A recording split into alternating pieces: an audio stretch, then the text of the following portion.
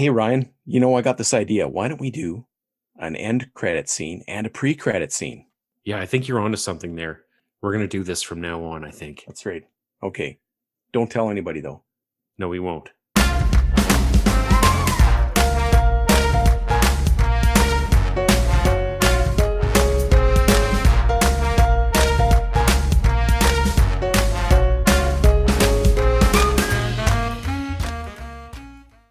Anytime you go to space with horror that started on a mattress in a disgusting, filthy house, and then it goes to outer space later, what good is that going to be, right? Well, I don't know, man. That sounds entirely reasonable to me. You said the shooting the CD. I think we're podcasting already. Could be. Woo! We came in hot. Yeah, we have such sights to show you. We have such sights to show you. When you said the dude was shooting CDs around because they were new, do you remember that movie with Dolph Lundgren, I Come in Peace? Mm-hmm. Where isn't the guy in there shooting CDs all over the place too, like killer CDs? I don't remember that, but maybe that was after Universal Soldier. Was that what it was called? Yeah. It might have been before. I bet you it was after Universal Soldier. That was his big. It was a big start, wasn't it? Other than the Rocky movie, he was in Rocky, wasn't he? He was in Rocky. Yeah, he was They did like a video workout thing. He was that guy. He did that. He was in great shape. He probably still is. I'm sure he is, but he could never do the splits the same way. No. Well, that was Van Damme's thing. Yeah, that's right. He probably didn't want to. He probably didn't want to. March in his parade. I bet you. I don't remember for sure, but in Universal Soldier, did he have to do the splits at some point in a barn or something? Probably. Well, that's just wanted. That was. Hey, cows, watch this.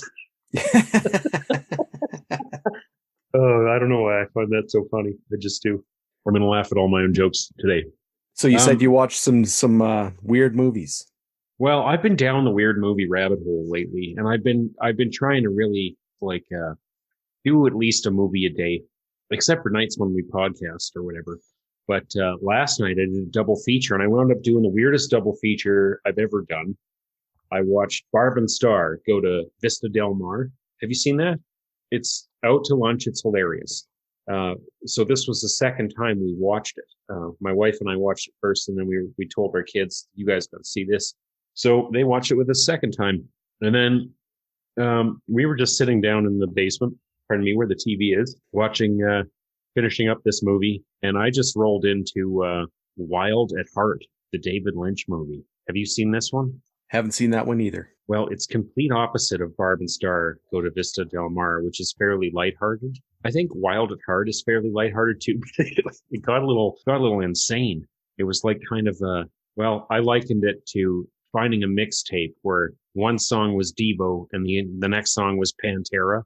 And then it just went like that the whole album over. But it was fun. And then today, I got a bunch of movies in the mail, and I complained about it because they dinged me for phantom, phantom order fees. So if you buy Blu-rays, there's no border fees. Those don't get. They're not taxed. Is that what you mean? They're taxed, but there's no, what's the other thing? It's import like a C fee. Word. Yeah, whatever that is, duty or any of that bullshit. They're duty free. You can buy as many. They could cross the border, or whatever. There's no duty on those. However, if you use DHL, they're like, well, we don't care what's in them, and we're going to charge duty anyway. So they sent them to me. There's these guys, and they dutied me. I got dutied, and I wasn't happy with that. But I'm waiting to watch these ones. So I grabbed the Fisher King. Have you seen Fisher King? Yeah, I saw the Fisher King. Love that show. I'm going to give that a watch here soon. And then I got Videodrome. Okay. Have you seen Videodrome? Yeah, the old gun in the stomach movie. Yeah, gun in the stomach. And then I got another David Lynch one, Blue Velvet. So I'm going to give those a little trot and see what they're all about. I've watched Blue Velvet recently, but I don't know. I think I'm going to give it another spin. He's just so fun. He's just so odd and fun. I just love his movies. So Videodrome. Later on, he made another movie called Existenz.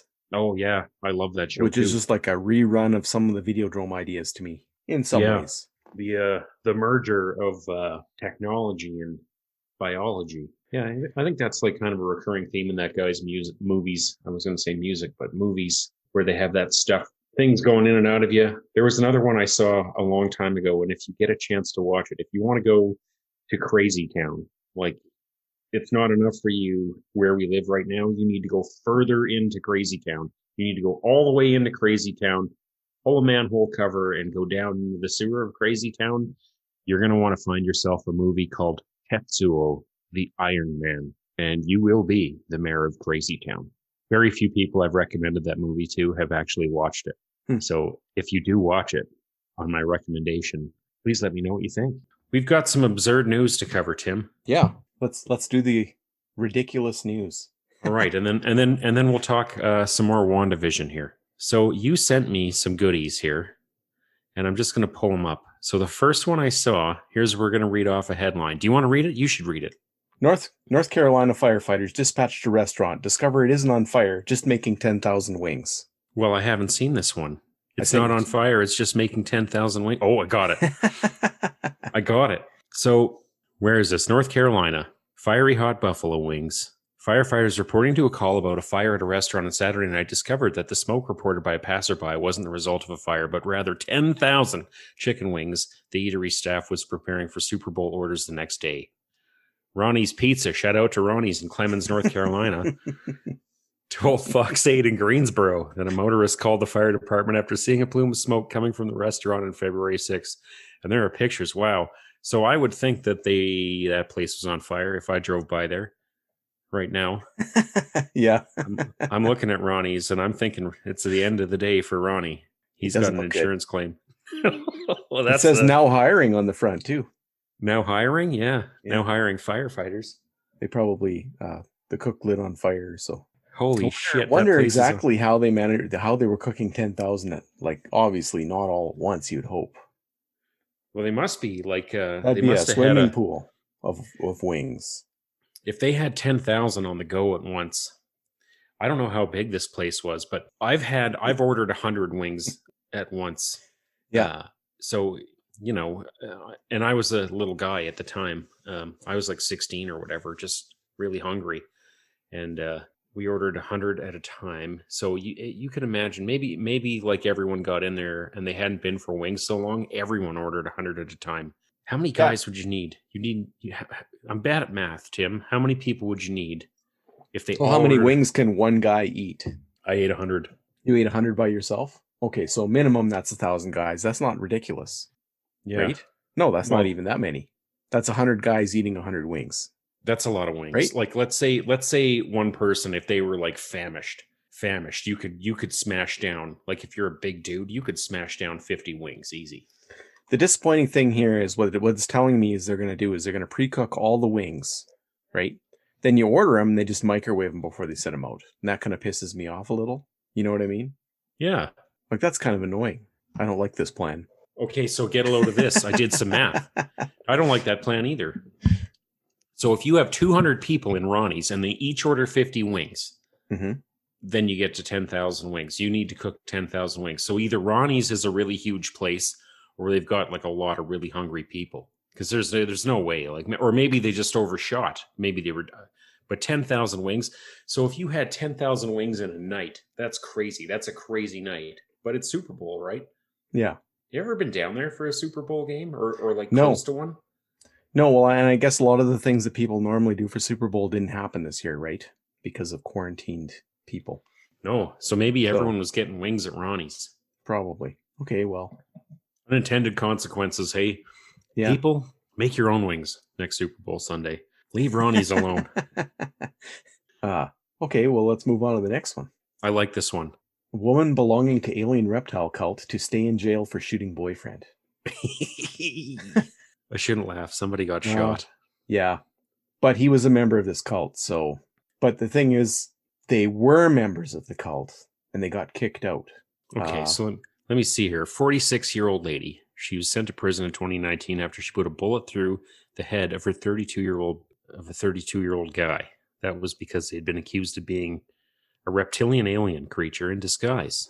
This is in Pennsylvania. Mm-hmm. I've been there. I can buy that.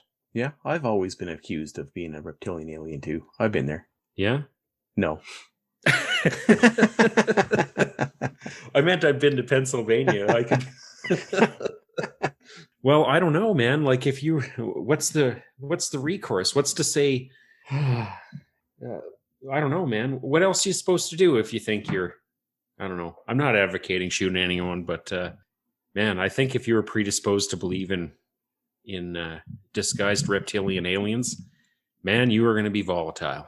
The thing is, these people believe that these reptilian aliens collectively worship the devil, and they have tricks like mind control and body snatching, so they can work their way up to totalitarian world government and the Antichrist. Oh boy, that is a full bag. Yeah. All right. Well, she got him. Yeah. And she got 30 years in prison. So that'll teach you. Yeah. The next one I have. Oh man, you're really hitting me with some gooders here. Rebel nun. Rebel nuns break COVID rules to attend an exorcism. So let me see.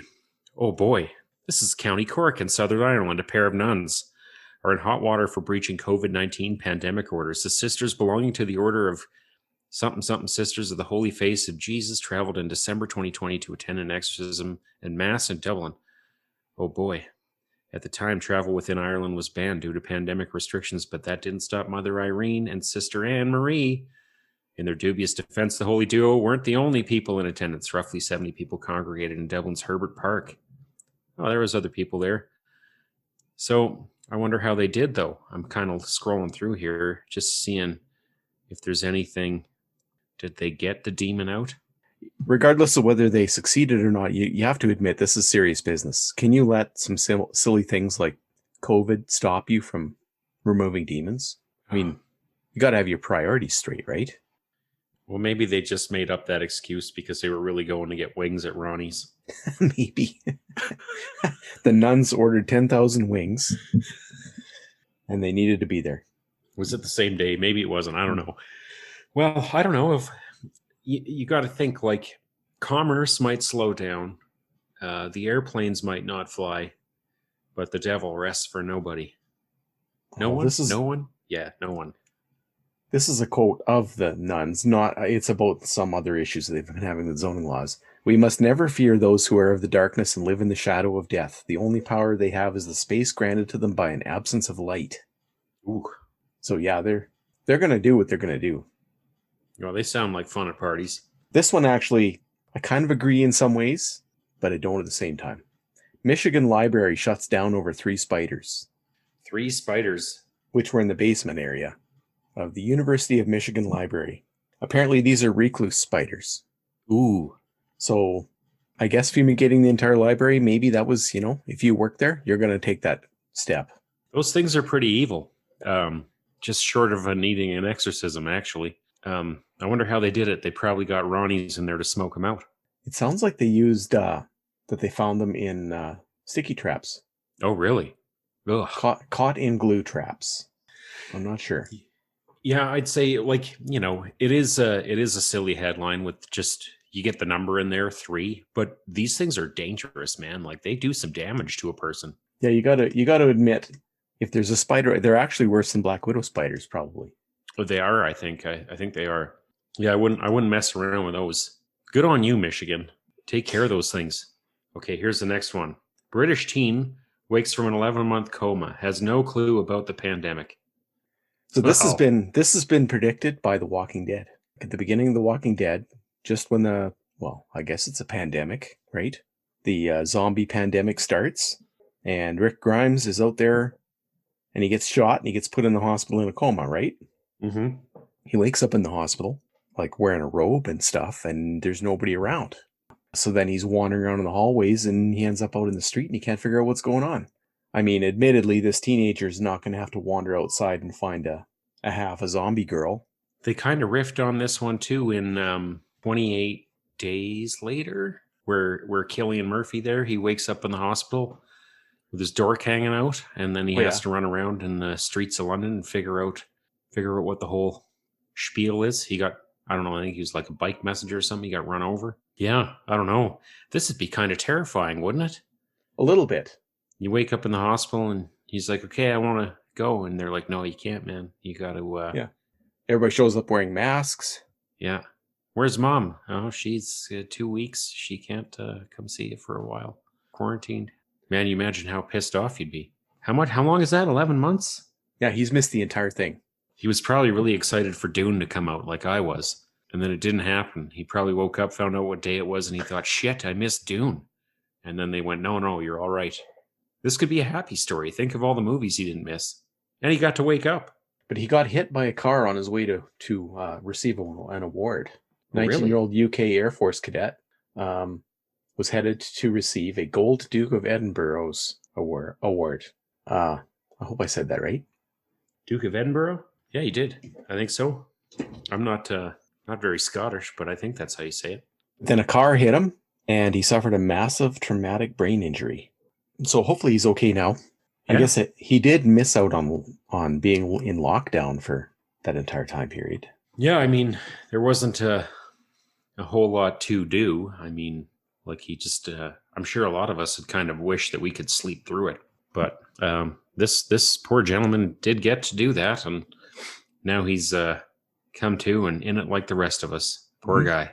Well, we wish him the best. That's right. Well, so, everybody's always talking about how hard marriage is. Turns out if you're not even married to a live human being, you can still screw it up. Bodybuilder cheats on his sex doll wife with indescribable object. Okay. Here, you know what? I'm looking at this one, and the first thing I'm thinking is, how did this make the news?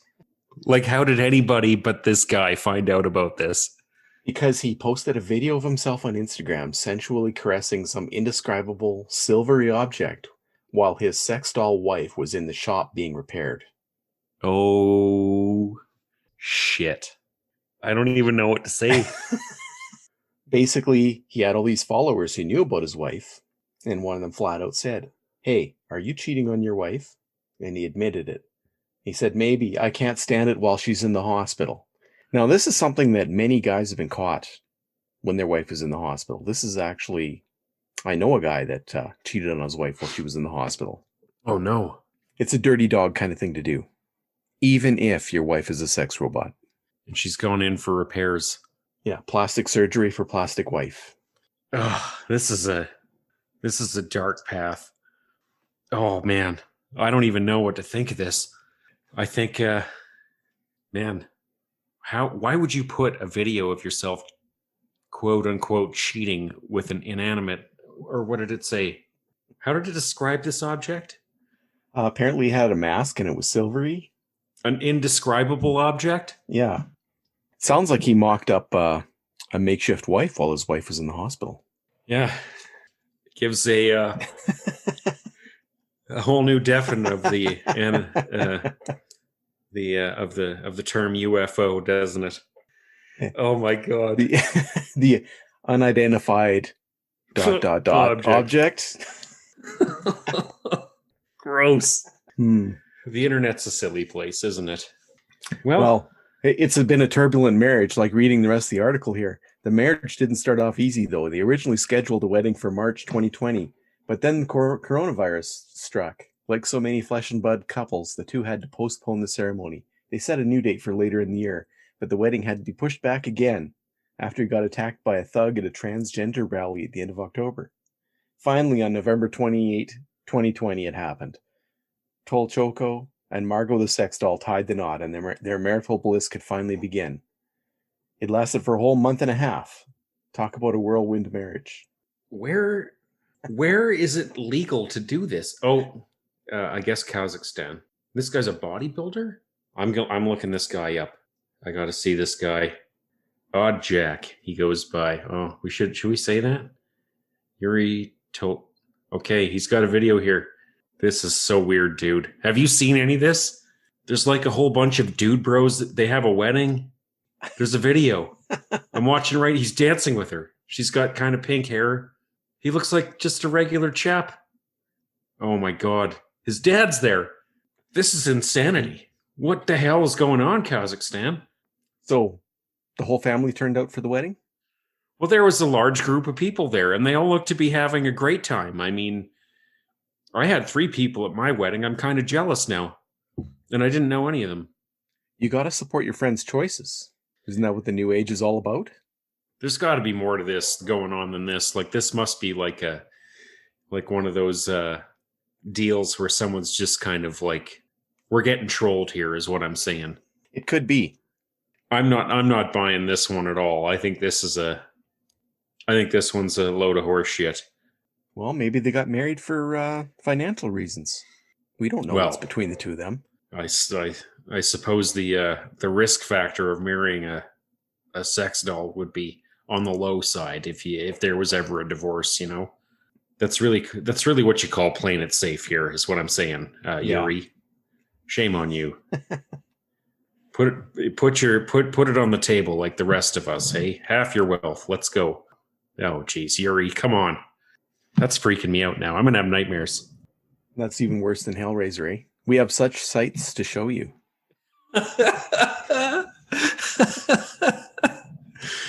Oh my god.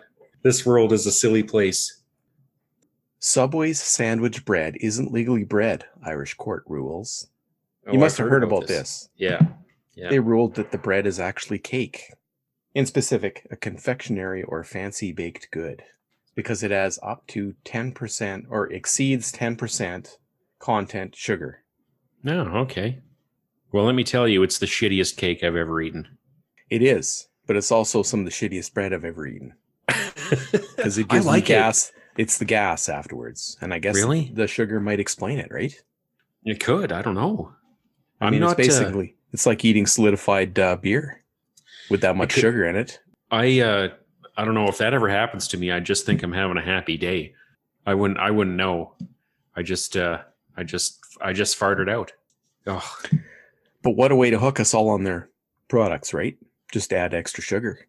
Would that do it though? I mean, I'm more in it for the Subway sauce.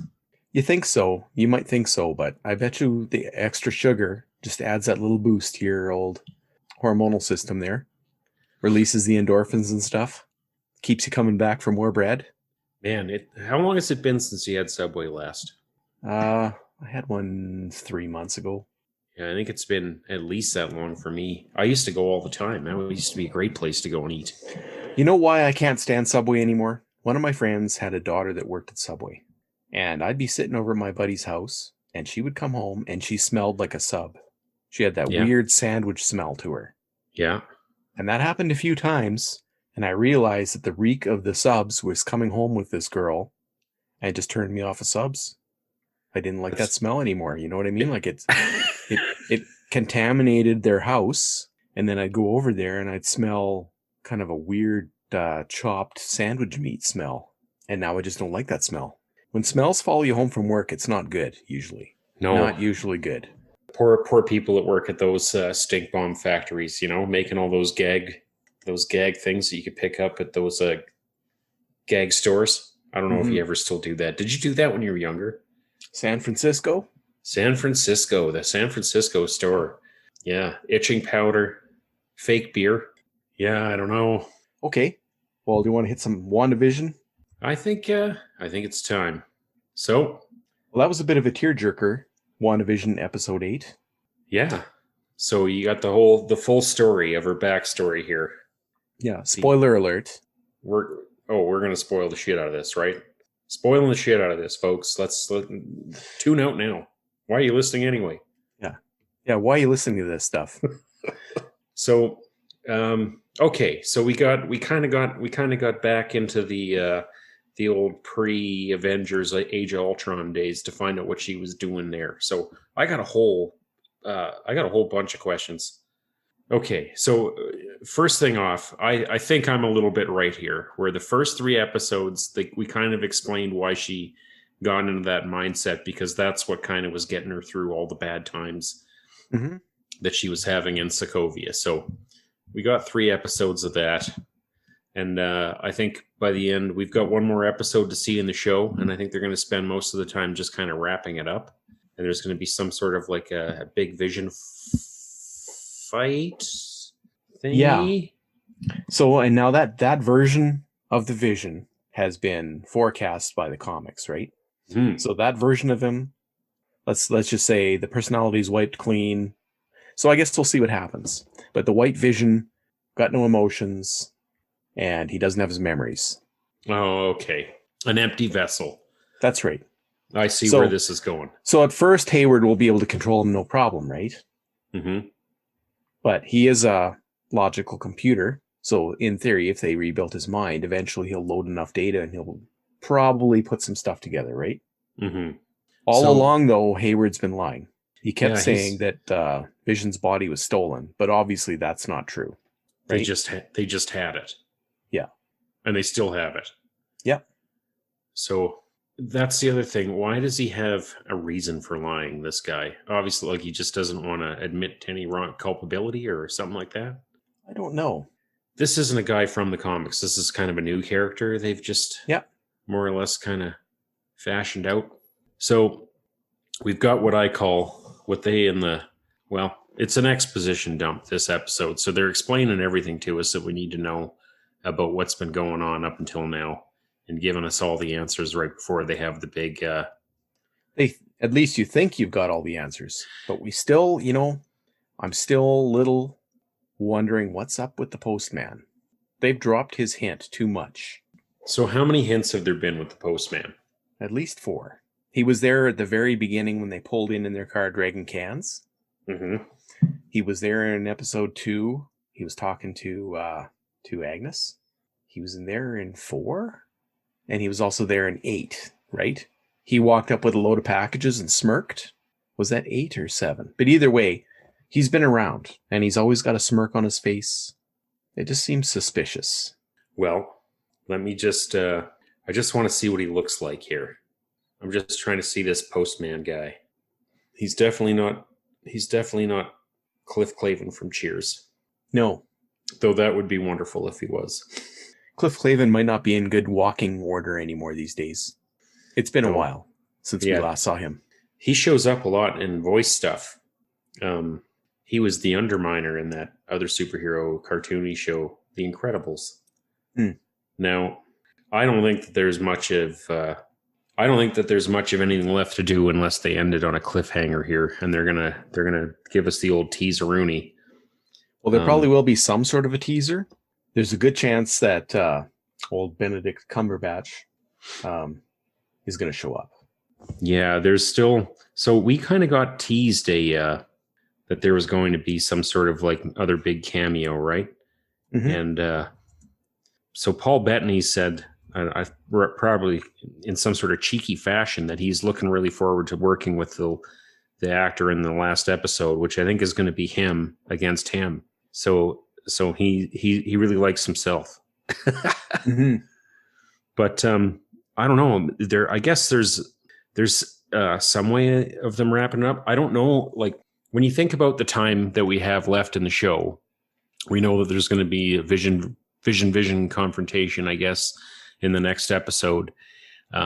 This is the only episode we haven't really gotten a whole lot of the sitcom motif. It's mostly outside of that.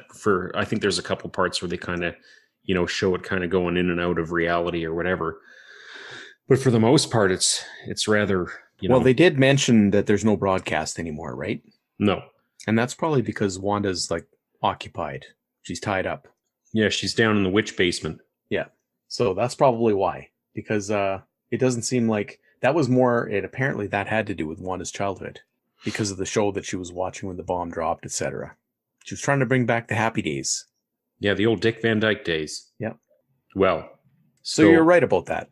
Yeah, it's kind of, you kind of, when you see how she was kind of working in and out of that world, you kind of get the sense of that. It's just, it's probably going to be my strongest critique of the show, but I think I'm going to just hold off on any of my thoughts about that till we got the whole thing down and in the bag. I'm just going to give it a chance to breathe because I do like it. It is worth watching, but there's a limited amount of time I think we have to tie the show up in a reasonable fashion, and I actually don't think we're probably going to get more questions than we are going to get answers that are going to lead into the next thing, right? Mm-hmm. So the other things that we don't really get a whole lot of, was there anything said about why Pietro looked different? Okay, so apparently Agnes described the fake brother, as my eyes and ears, a crystalline possession.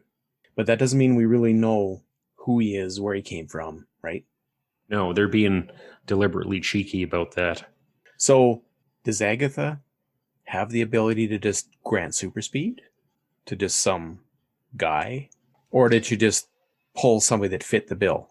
Well, You know what I mean? Did she just reach out into the universe through the Nexus or whatever and go, I need somebody to stand in for Wanda's brother. Hey, you're like him from Marvel or from X-Men universe?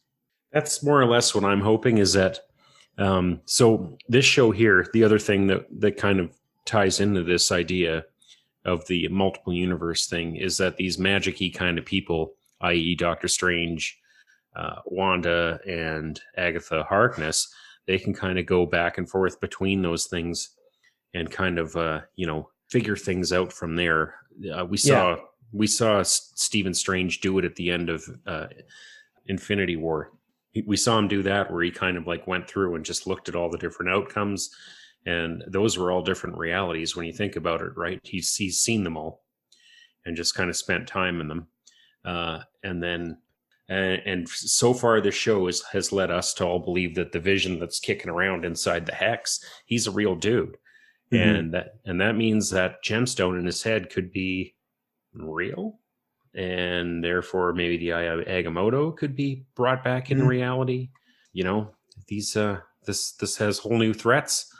Well, this one theory that I'm looking at right now, their theory is that Doctor Strange is going to show up just like a dad sensing someone touching the thermostat. That's what they termed it. Because chaos magic is in use. Yeah. So okay. So this is the other thing here too, is we're getting magic stuff all of a sudden. Whereas before it was kind of like cosmic power. Everything was cosmic power based, right? So Doctor Strange's eye, all the crazy shit in the Guardians of the Galaxy, the Infinity Gauntlet in its entirety. All the Thor stuff was kind of chalked up to like, hey, that's just how it works in my plane of existence. But now we're just flat out doing, we got magic here. We got Salem witch trial magic stuff. So that opens up, I think, a whole new perspective on what we're going to be seeing going ahead, right? In a space where we could be dealing with, I don't know, the rules just don't apply to anything anymore. We could see anything, really. So, the Avengers got to answer for something. While they were busy having a funeral for Iron Man, they just left Vision's body lying around. Well, most likely that's 5 years after the fact. Who would have picked it up? Maybe he was over in Wakanda, right, when it all went down. Yeah. So, well, they obviously did a pretty crappy job of that. Well, to be fair, though, I mean, half of everyone on Earth just disappeared, right? So, who would have been left there? Captain America and who else was there? Hulk? Well, it should have been some good Wakandians. Yeah, but that's Vision is the American guy, and they're good sports. They're going to say, well, okay, he's going back to the land where he's from. They wouldn't just hog him all to himself. I guess the vibranium is all theirs, right? It was all taken from Wakanda, but yeah, I don't know. I don't know how I don't know. Maybe there's a story there, how he got to Sword, but I don't know. Maybe it's interesting. Maybe we'll find out about it in like Loki or something. We're gonna be left with some questions here. Yeah, I'm left with lots of questions already. I mean, I've had enough stuff answered, and kind of some of the stuff that I suspected was going on has been going on.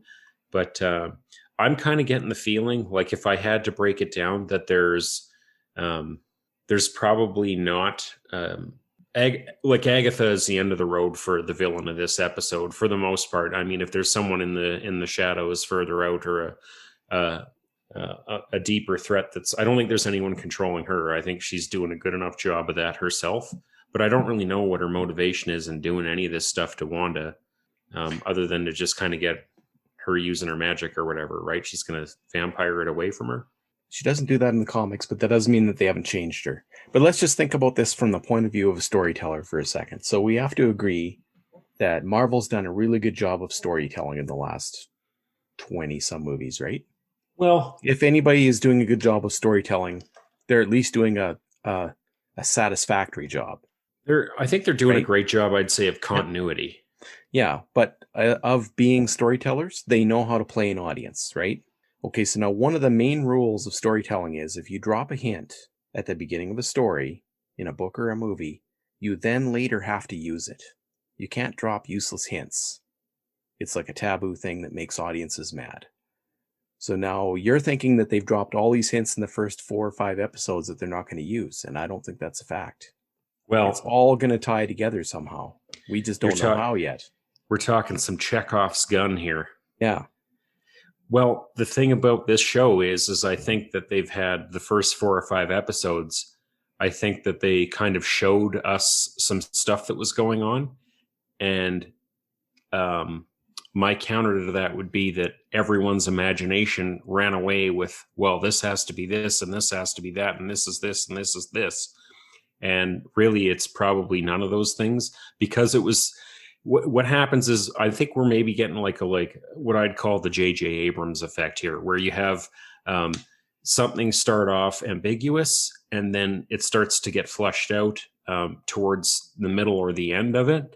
And then by the time you actually have to explain everything to everyone, it's kind of underwhelming by nature, right? Like Lost or whatever. It started out mysterious. It got everyone hooked into the mystery, and you were like, what the hell is this? And then by the time you got to the end, you're like, fuck, come on. You know what I Maybe. mean? I'm not So, convinced though, because they haven't done that previously. They've come up with some seriously shocking things. So either they've lost their touch, or those people don't work there anymore, or we're about to be shocked. well, I It's don't. one of those things, right? It's one of those three things. I think there's going to be something kind of revealing in the end, but I don't think it's going to be a big earth shaking shocker. I mean, I don't think it's, and I don't think Maybe. I don't think we're going to go far enough back into the story to be this. And this is just kind of me just thinking, I don't know. You know what this reminds me of? We've sat around and we've sat and talked about, like, there's been a Mephisto theory, and uh, there's some other theories about who's going to show up. I've got my cool Professor X theory, which I don't think is happening. Um, but there's a whole bunch of theories. And this reminds me of that gap in time between the two Matrix movies, the two last Matrix movies. And I was really into them when I sat around with my friends at work and we talked about what was all happening. Is there a Matrix on top of another Matrix? And by the time the next movie came out, the same thing happened. It all made sense when you think about it, but it was so underwhelming because the story we wrote in our heads was cooler than the one that came out on the screen. And that's what happens when you have people left with a big mystery, is they fill in the blanks, right? And people are clever, especially when they start talking and they're all talking about the same thing. They can come up with some really clever stuff. And I think a whole bunch of writers sitting there a year or so ago isn't as clever as the rest of us. I honestly don't think that. Okay, just hang on a second here. There's no way that Marvel would have ever been responsible for the Matrix Part 3. They would have never done that. I know that there's a stigma around the last two Matrix movies, but I actually have a liking for them. I know people go out of their way to pretend that they do not exist, and that is a travesty. I don't know. I kind of liked how things got fleshed out in those two last movies. I thought the last one was hokey at the time, and it was just a little bit too straightforward. I thought it would be a little bit of a mind bender. Same as this. I thought, maybe in the first couple episodes, with the first episodes with the 50s stuff, there'd be more of a just like, hey, I'm doing this to kind of like block out all the bad memories. But it looks just right now that's exactly what it was, right? So them having, Guess we'll know in 5 days, right? yeah, yeah, we're gonna find out. But I'm optimistic. I think cool stuff is going to happen, but I don't know. I know Marvel, and so far, I don't know. I don't know Marvel really. Like, I mean, they're not going to shake the earth here, man. They're not going to really shake us up. It's going to be something cool that everyone's going to be like, "Holy shit, that was cool!" And that'll be it. It's not going to be earth shattering. I'm not saying that something earth shattering is going to happen, but I'm just thinking back to, the even a credit scene sometimes can be the holy crap moment, right? It doesn't have to be like a giant plot move to pull off what they're probably going to pull off on us. Well, And they're not no. going to do the same kind of thing. There's not going to be a telegraphed character loss or an untelegraphed character loss that crushes our soul or anything that we don't know is already coming. No. They're not going to do that kind of Walking Dead crap to us. No, I actually think that this show isn't anything like that at all. It's this show is a segue show. It's a setup to something. Yeah. The next stage of things, right? With the heroes that we already have. So I don't know. We'll see. We'll see how it all shakes out. But I have a feeling we're going to be left with a bigger fish hook at the end of the day, a bigger, shinier fish hook to chase. And we'll see. The one thing I'm going to say about this show is that they threw a little bit of goodwill towards the people who were on the and we've talked about this before, who enjoyed those X-Men movies. So they've teased me with one of the X-Men, and I'm hoping that we get some more X-Men here, and that's what we're going to be looking at. Or Fantastic Four. I'd take either one of those. Anything that was owned by 20th Century Fox. Let's just have that. That's my 2 cents. Okay, well, I'm still betting on the mailman having something to do with it.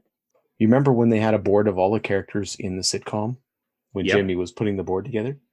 Dennis the Mailman was not on that board. His name's Dennis? Mm-hmm.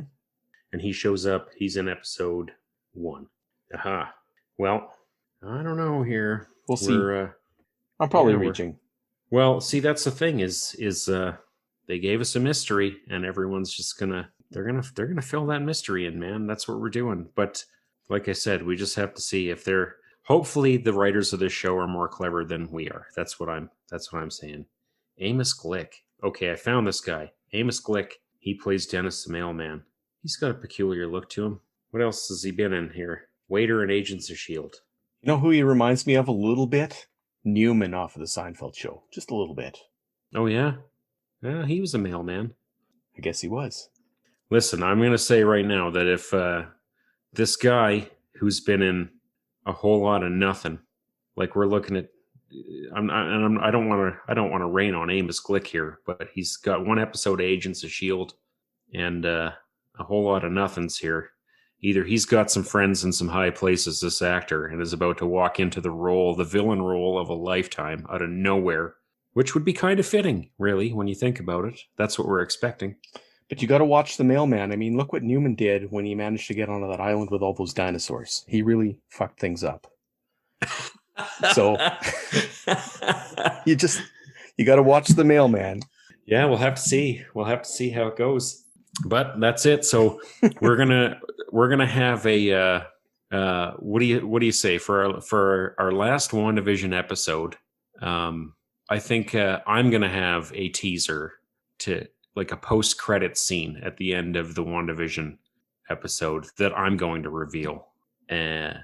I'll let you in on it, Tim, of course, privately, and we'll have to decide if that's a good idea or not. But I think I'm going to give my final wrap-up thoughts on the whole thing, and I might actually sit down and watch the whole show from beginning to end again.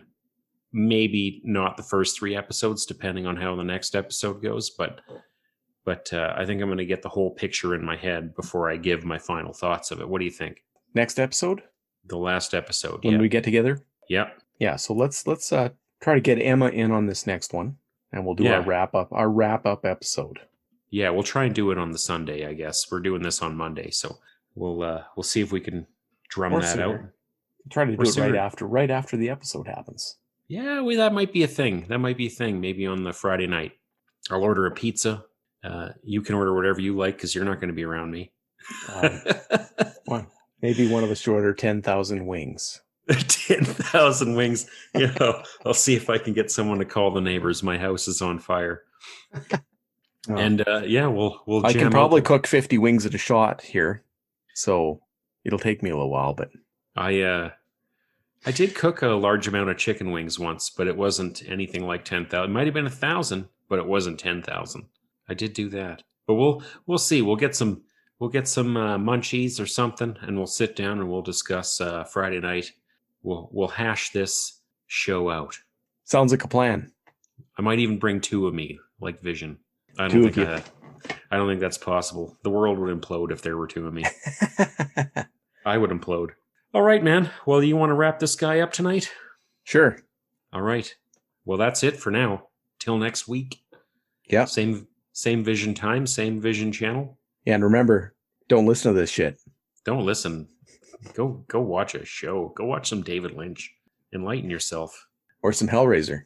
Some Hellraiser. Just be a productive member of society. Don't listen to this shit. There's nothing as productive as watching Hellraiser, so. No. Plant a garden. It's time to start your garden.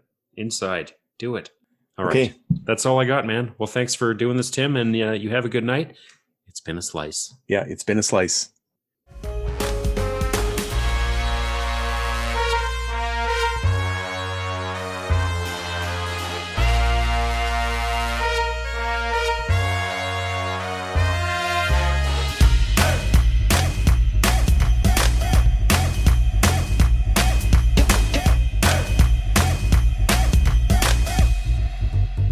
Tim, you know what I got? You know what I'm wearing right now? No. Old-fashioned socks. Like, I'm not talking socks that are just old-fashioned. They have old fashions on them, like the drink with an orange slice in them. Yeah. Seriously? Yeah. What is I an love old fashioned? What is it? Yeah. Well, let me tell you. We're going to give you the recipe right now. 1.5 ounces of bourbon, some Angostura bitters, a teaspoon and a half of sugar, and a splash of soda water, and an orange slice. And you're going to mix all that in a real nice little glass, and you got yourself an old-fashioned. Have you heard of a sweaty Irishman? No, what's that? It's 1/3 Irish whiskey, 1/3 tequila, and Like 1/3 of that cinnamon liqueur. That's, the cinnamon stuff. Guaranteed to give you a sweat. Will it? There we go. We got 2 drink recipes. If you stuck around, you're lucky.